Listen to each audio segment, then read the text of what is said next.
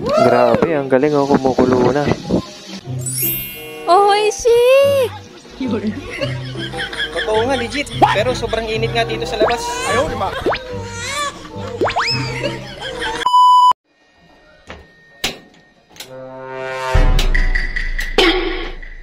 Anak ng wedding, naubusan pa tayo ng gaso. Kung kailang gutom na tayo, magluluto tayo ng tosino.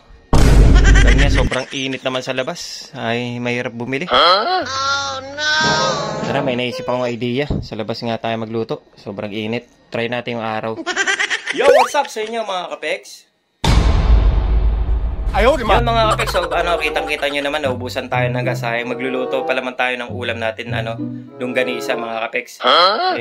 Wala din tayong pambili mga kapeks. So, naisip ko lang na sobrang init dito sa Cavite. Yung nagte-trending ngayon na nagluluto sa labas ng bahay.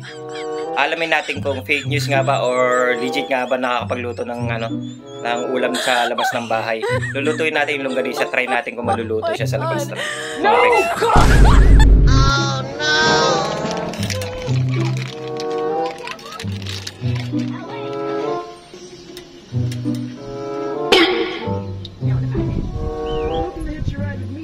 Huh?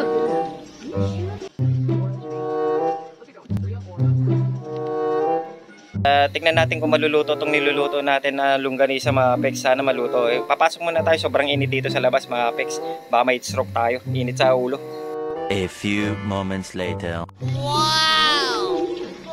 Nga medyo kumukulo-kulo siya. Pero hindi ganun kalakas yung kulo. Pero parang medyo maluluto-luto na siya ng onte. Dito tayo sa labas mga kapeks. Niluluto natin siya. Balikan natin uli. Mamaya baka sakaling maluto na to mga kapeks. Kumukulo-kulo na siya onte. Tara, balikan natin. Init. Grabe. A few inches later. Luto na, ang galing oh. Halos masusunog na yung longganisa mga kapeks. Wow! Galing. Dilakan. Huh?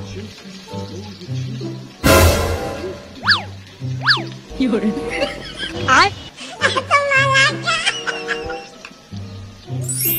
Oishi!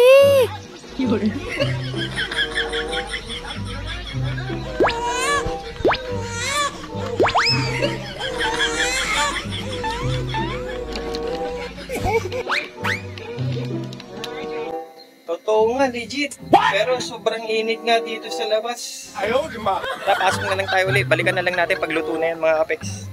Tomorrow.